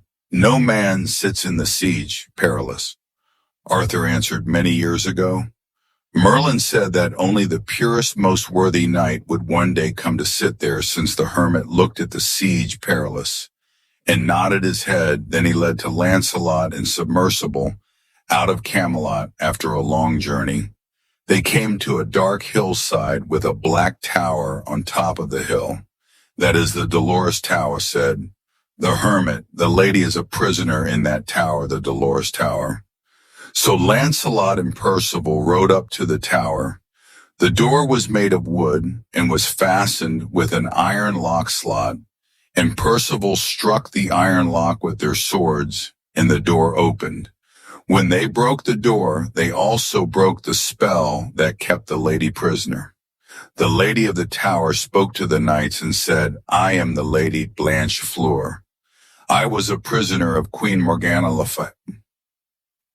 She is an enemy of my father. Now will you come to my father so that he may thank you? My father lives in Castle Carbonek. King Pallas, the knights, and Lady Blanche. Fleur rode across a wasteland to an old castle here. Two squires met them and took their horses. Then the squires led the knights into the castle hall. An old king lay on a bed in the hall. I am King Pallas, he said years ago. I was wounded in the thigh, but that wound will not heal. I cannot rise from this bed. I thank you for rescuing my daughter. I ask you to stay here and rest, the first vision of the Holy Grail. So Lancelot and Percival rested in the castle.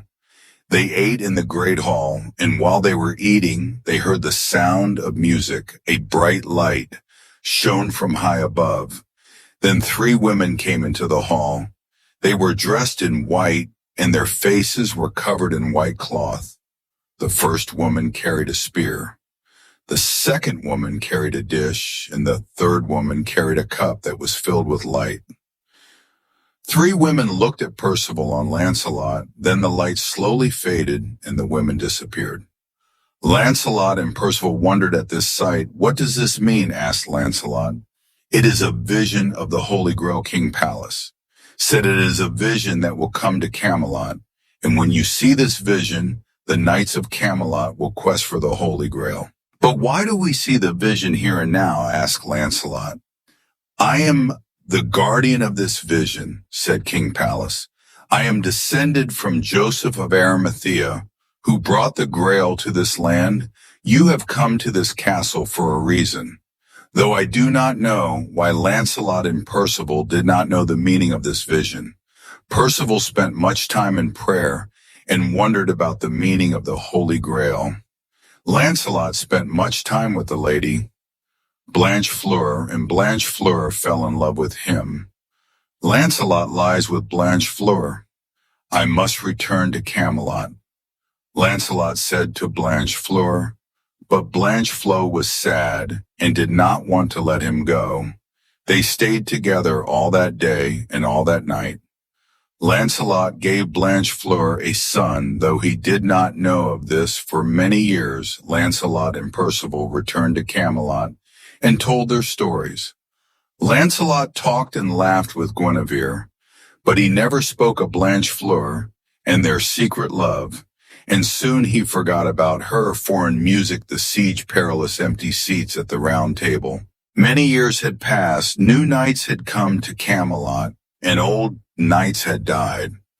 Some knights died in quests and others died in battle. There were now empty seats at the round table, Cibodevier, and Sir Boss sat on Arthur's right. To his left sat Kay and Gareth opposite him, sat Lancelot and Percival and Gawain. But there was an empty seat on either side of Gawain, and an empty seat besides the boss. Who shall sit in these empty places? Asked Arthur. And he looked at the siege perilous, which had been empty for 24 years. No man had ever dared to sit on the siege perilous because of Merlin's warning. He who sits on this chair will die. Mordred and Galahad at Whitsun, the holy hermit. Nations returned to Camelot. He brought a young man who was nearly 16 years old. Morgana Le Fay also brought a young man to Camelot. Morgana wore the clothes of a holy woman. Her head was covered so that no man could see her face. Nations, the hermit spoke to Arthur. I am Nations of Carbonek. I bring a squire to your court. I hope he will become a knight. His name is Galahad. I have raised him as my own son. I do not know his father and mother. King Pele sent him to me when he was a few days old. Galahad had a fair and open face. He looked like Lancelot, but Lancelot was worldly and proud. Galahad looked more like a priest than a knight. A quiet young man with a bright and peaceful smile. Galahad was the son of Lancelot by Blanche Fleur of Carbonek. Though no one knew this, secreted, then the nun whose face was hidden stepped forward. I am Morgana of Glastonbury, she said to Arthur.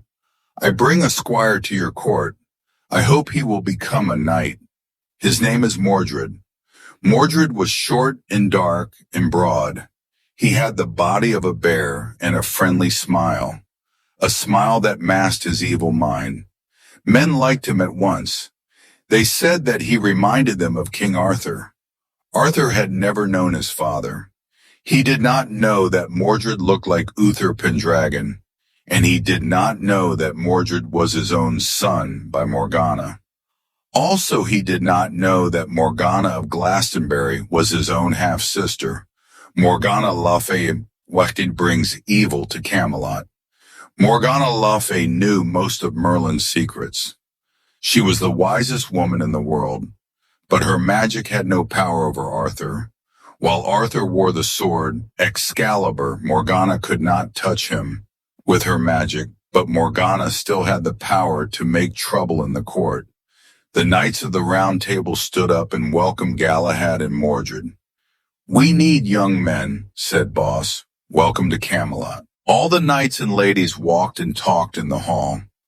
Then it was time for the feast be seated.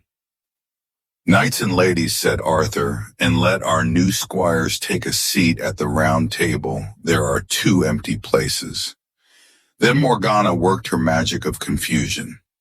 The knights and ladies took their places, talking and laughing with joy.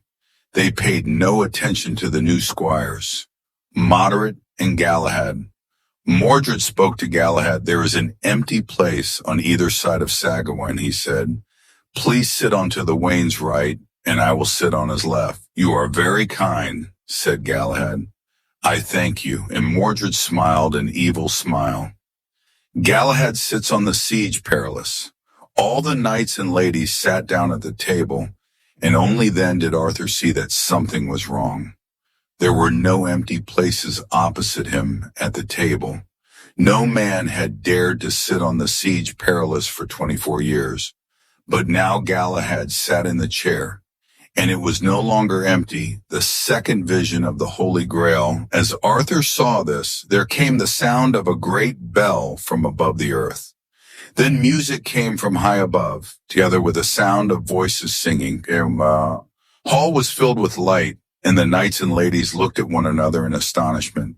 Then 3 ladies came into the hall. They were dressed in white, and their faces were covered with white cloth. The first woman carried a spear. The second woman carried a dish, and the third woman carried a cup that was filled with light. The light was so bright that the knights and ladies could not see the cup, but they were filled with joy and peace. They looked at the cup in wonder only. Mordred hid his eyes in his hands. He could not look upon the holy cup, and he wept. Mordred was unworthy. A voice spoke softly and clearly. "Seek the Grail. Only the purest knights can find the Grail." The vision faded, and all the men and women in the hall were silent and astonished. They looked at King Arthur. "The quest." Arthur spoke. "Who will seek the Grail?" he asked. "This is the highest and holiest quest that has come to Camelot. Perhaps it will be the final quest of many knights. Seek the Grail for the honor of Logros and the glory of God." Music, chapter 11. The quest for the Holy Grail, Bedivere and Mordred remain in Camelot, and so the knights of the Round Table left Camelot. "We will seek the Holy Grail for the honor of our king and the glory of God," they declared. Arthur stayed at Camelot with Bedivere and Mordred. All the other knights of the Round Table set out to seek the Holy Grail. Bedivere was wounded and had the use of only one hand, so Mordred offered to care for him and to serve the king at court. Mordred soon learned about all the rooms in the palace. He knew all the passages and gardens and hallways. He talked to the ladies of the court and heard all their gossip. He talked to the servants and learned all the secrets of the palace months past. Knights returned to Camelot with news and then set out again in search of the Holy Grail. They searched the kingdom of Logros for news or for signs of the Holy Cup. Some knights never returned. They saw the Grail through dark forests and across wild hills, and in deep valleys they fought with wolves and ogres. Knights fell and were lost with no one to tell their story. Camelot is empty, Mordred said to King Arthur. We must not lose the traditions of Camelot. We need young knights who can serve the king, the Round Table, in the kingdom of Logres. We need more young knights. Arthur listened to Mordred and made new knights. But the young knights quickly became loyal to Mordred and not to Arthur, so Bedivere was silent. He guarded King Arthur and watched and waited the Grail Chapel in the Wildwood. Meanwhile, after many adventures, 5 knights came together in the Wildwood near the castle of Cabinet Gawain, and bearers met Galahad and Percival, and they were joined by a Lancelot nations. The holy hermit of Carbonek came to them out of the Wildwood. The end of the quest is near. The chapel of the Grail is hidden in the Wildwood, he said, taking pillars from his castle, carry him through the wood, and you will find the Grail Chapel. The 5 knights went to Castle Carbonek, where King Pillars lay on his bed. I am in great pain, said King Pallas. The wounds that will not heal is painful. You must carry me to the chapel of the Grail. The 5 knights carried King Pallas on their shields. They went into the Wildwood and followed a narrow path. The Lady Blanchefleur walked behind them, but she did not speak to Lancelot or Galahad. Only worthy knights may enter the Grail. Chapel night fell. The knights walked through the Wildwood and found their way by moonlight. There were noises in the wood and strange lights and ghostly shapes. At last the knights came to a place where the trees did not grow. A white chapel appeared in the moonlight. Carry me into the chapel, said King Pallas.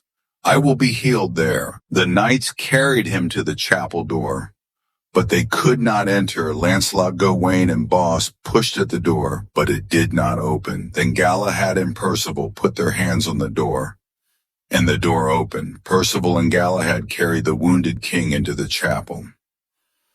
Lady Blanchefleur entered the chapel with them, but Lancelot, Gawain, and Bos could only watch from the doorway. They could not enter because they were not worthy or pure enough. The third vision of the Holy Grail. The light inside the chapel grew brighter. Percival and Galahad carried the wounded king to the altar. Music could be heard from above. It was the music of angels singing. Then 3 women dressed in white appeared in the chapel. The first woman carried a spear, the second woman carried a dish, and the third woman carried a cup that was filled with light. They carried the spear, the dish, and the cup to the altar. Galahad went to the altar. He took the spear and handed it to Percival. Heal the king's wound with this spear, he said. Percival took the spear and touched it to the thigh of King Pallas. The wound was healed. At last, King Pallas sighed. I have been the guardian of the Grail for many years, he said. Now my wound is healed and my task is ended. I had this task to you, Percival. I ask you to care for the chapel and my daughter. Now I will rest then. King Pallas fell into a deep sleep and did not wake again in this world. Percival took Blanchefleur's hand, and they looked at Galahad. Galahad drinks from the Grail and passes from this world. Galahad took the Grail from the altar and raised it to his lips. He drank from the cup, and the light grew brighter. The roof of the chapel opened, and the light of heaven shone down. Galahad looked upwards and put his hands together in prayer. Then as the others watched, Galahad rose up into the light. Those who saw this sight were filled with peace and joy. Then when the light faded and the music ended, the knights took the body of King Pallas outside. They buried the king at the door of the Grail Chapel, the guardians of the Grail Chapel. Percival did not return to Camelot. He married Blanchefleur and became king of Carbonek. Percival and Blanchefleur guarded the chapel of the Grail, and sometime later they had a son called Lohengrin. Lancelot, Gawain, and Bos returned to Camelot and told their story to the court. King Arthur was filled with joy by the story of the Grail. This is the greatest achievement of our knights. He said this story will be told for as long as men tell stories, and while men tell this story, Camelot will never end. But Lancelot did not tell all the story. He did say that he could not enter the Grail Chapel. He did not say that he was unworthy. Mordred smiled an evil smile and looked at Lancelot. Lancelot turned his eyes to Guinevere, music foreign, the breaking of the round table. Mordred's knights at Camelot. Many knights did not return to Camelot. They were lost in the quest for the Holy Grail. Young knights came to Camelot, and soon there was a division in the court. The old knights surrounded King Arthur. The young knights gathered around Mordred. Mordred said to the young knights, "King Arthur is old.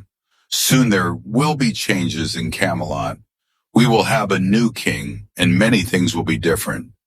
Mordred watched Lancelot and Guinevere closely. He saw them ride together and followed them when they rode into the forest. He watched while they hunted deer together. He told his friends, "Guinevere is closer to Lancelot than to her husband, King Arthur." Arthur had heard the rumors, but he refused to believe them. There was peace in the kingdom of Logres. Arthur was happy to rule wisely and well.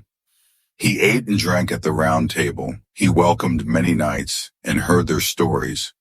But he no longer rode out in search of adventure. His hair had turned from the color of gold to the color of silver. Mordred spoke to his mother, Morgana Le Fay. "How can we make Arthur believe that Lancelot and Guinevere unfaithful to him?" He asked Mordred, "Plots against Lancelot." "Guinevere, there is a secret garden in the woods," said Morgana Le Fay. "Lancelot and Guinevere meet there.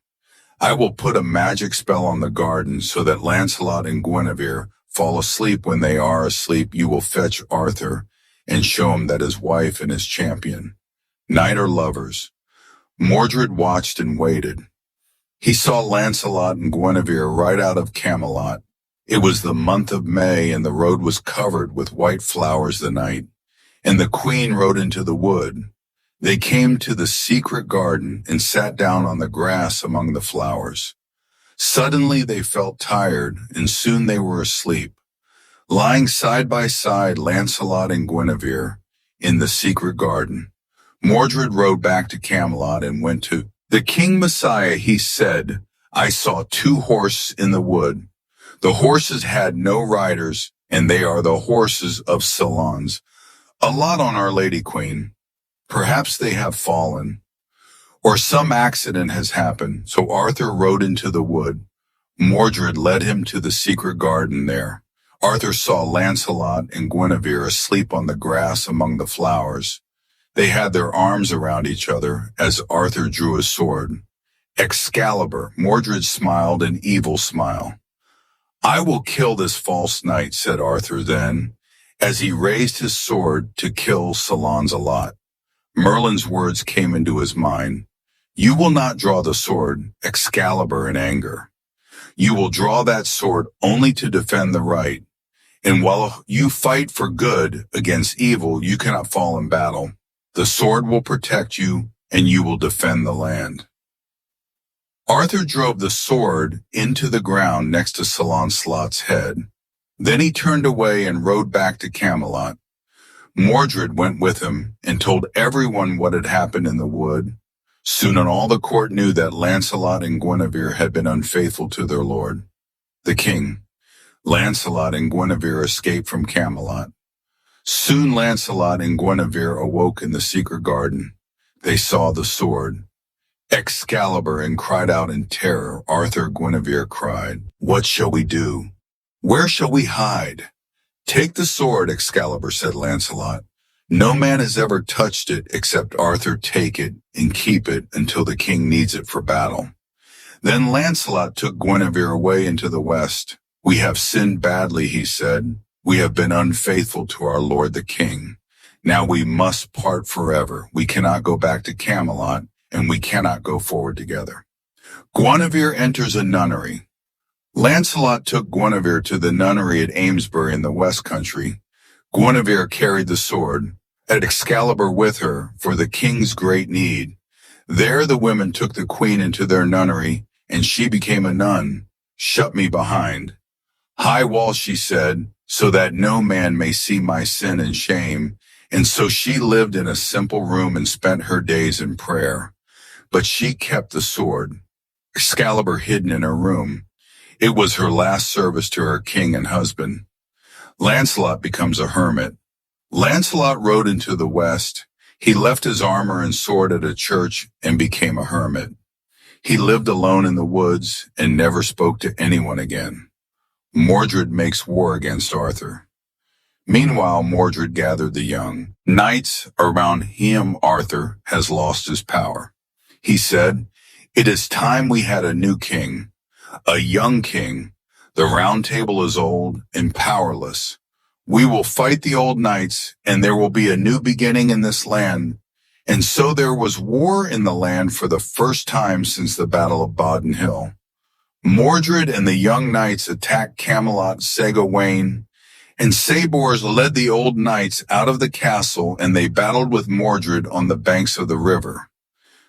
"Where is Arthur?" Mordred called. "Is he afraid to fight us?" Arthur sat in his great hall. He sat at the Round Table with his faithful knight, Sir Bedivere. "The Round Table is broken," he said. "We shall never see such a gathering of noble knights again." Gawain and Bos pushed Mordred's men back to the river. Morgana Le Fay helped her son by sending confusion among the knights. But the spell confused Mordred's men as well, and Mordred had to call them back. The death of Gawain and Bos fell on the bridge across the river. Many men died on that bridge. They fell into the river, and their bodies floated to the sea before he left the battlefield. Mordred rode behind Gawain, who fought alone. Mordred swung his black war axe and split Gawain's helmet. Gawain fell from his horse and died in a field close to Camelot. Mordred took his men and destroyed the lands to the west. He burned the towns and villages. He killed many men, women, and children, and his army grew larger. He promised his men, "You can keep what you can take." And his men robbed and burned the countryside. They were like the invaders from across the sea who came before Arthur's time. Then Morgana, his mother, spoke and said, "Arthur has lost the sword, Excalibur. He will look for it in the West Country. I know where the sword came from. We will go to the place and wait. It is a place of power. I will be strong there. Arthur will come. We will fight him, and that will be Arthur's end." Arthur gathered all his men and rode after Sir Mordred. Mordred moved west, and Arthur followed slowly. They moved ever further west. Winter came, and still they moved ever more slowly towards the land of the sunset. Guinevere gives Excalibur to Arthur. Arthur came at night to the holy house at Amesbury. The nuns admitted him to Guinevere's cell. Guinevere could not speak or look at Arthur. She took the sword Excalibur from beneath her simple bed and handed it to the king. "You are the only person to touch the sword," said Arthur.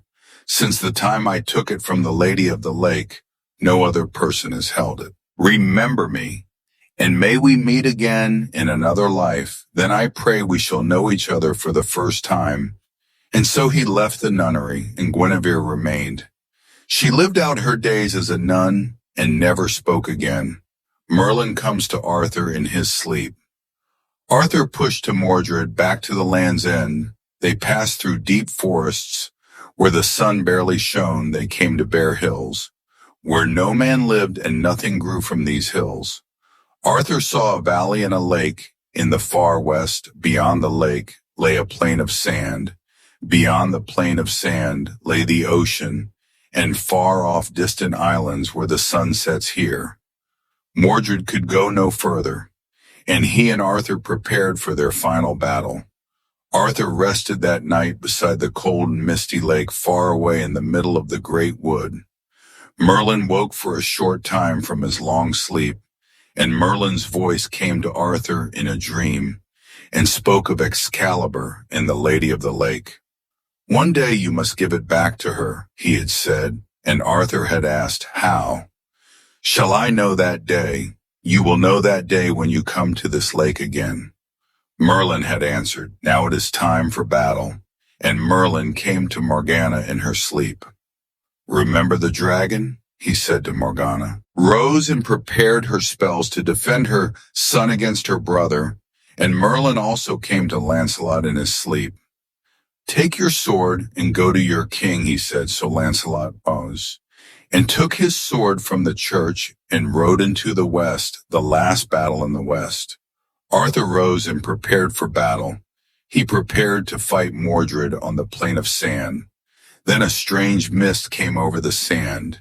It was the last day of the old year. It was a cold day and the sun was dim.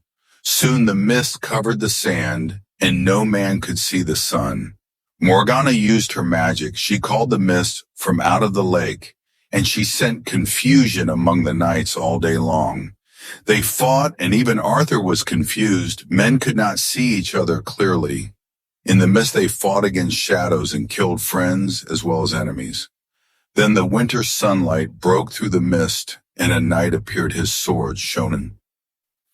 In the gleam of sunlight, it was Lancelot. He charged at Mordred's men and drove them back towards the ocean shore. The mist cleared for a moment, and Arthur's men charged forward. Morgana saw that Lancelot was winning the battle. She spoke words of great power. It was the most powerful spell she had ever spoken. It was the spell that gave her the breath of the dragon. She breathed in the face of Arthur's men, even as Lancelot prepared to kill Mordred. Lancelot was driven backwards by the breath of the dragon. Mordred leapt forward and swung his black war axe.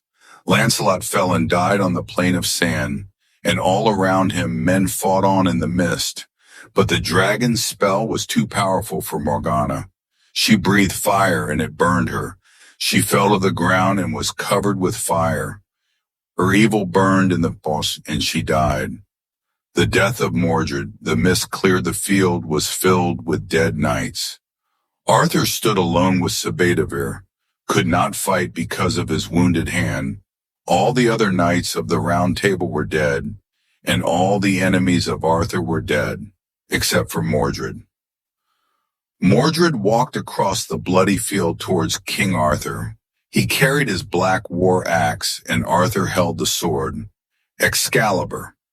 Arthur and Mordred fought as the sun sank low in the west, and Arthur drove his sword, Excalibur, into the body of Mordred and killed him. But before he fell, Mordred swung his black war axe and struck King Arthur on the head. Music. Chapter 13, The Passing of Arthur returns Excalibur to the Lady of the Lake. So Bedivere carried King Arthur to a chapel that stood on a narrow strip of land. On one side lay the lake, and on the other lay the ocean. The moon was full. I shall die before the morning, said King Arthur. Take my sword, Excalibur, and throw it into the lake. Took the sword sadly and walked to the lake. He looked at the sword and saw that it was beautiful. It is too good to throw away, he thought, and so he hid the sword in the grass beside the lake and walked back to the wounded king. What did you see? Arthur whispered. Nothing, said Sir Bedivere. Go again and do as I told you. Told you, said King Arthur. Sir Bedivere went to the lake a second time and looked at the sword. Who will remember King Arthur when this sword is lost, he thought. And so he hid the sword a second time. What did you see? Arthur whispered. His voice was becoming weaker. Nothing, said Sir Bedivere. Then Arthur was angry. Does no one obey a dying king, he asked. Now on your honor, go and do what I told you. This is my last request and final command. Then Bedivere went quickly to the lake. He took the sword and closed his eyes and threw Excalibur into the middle of the lake. When he looked, he saw the sword flash in the moonlight and fall towards the water, but the sword did not sink into the lake. Hand rose from the water. The hand was covered in white cloth. The hand caught the sword and waved it 3 times. Then the Lady of the Lake pulled the sword beneath the water. Bedivere ran back to the wounded king. Arthur looked at Bedivere's face. I know that you have done what I commanded, he said. Now carry me to the ocean shore, but be quick. I fear that I shall die. 3 queens carry Arthur to Avalon. Bedivere carried Arthur to the ocean shore. A boat appeared in the moonlight. It moved without wind, sails, or oars. 3 queens stood in the boat. It was decorated with rich red cloth. Bedivere laid Arthur on a bed of rich red cushions. The 3 queens wept. "Where will you go?"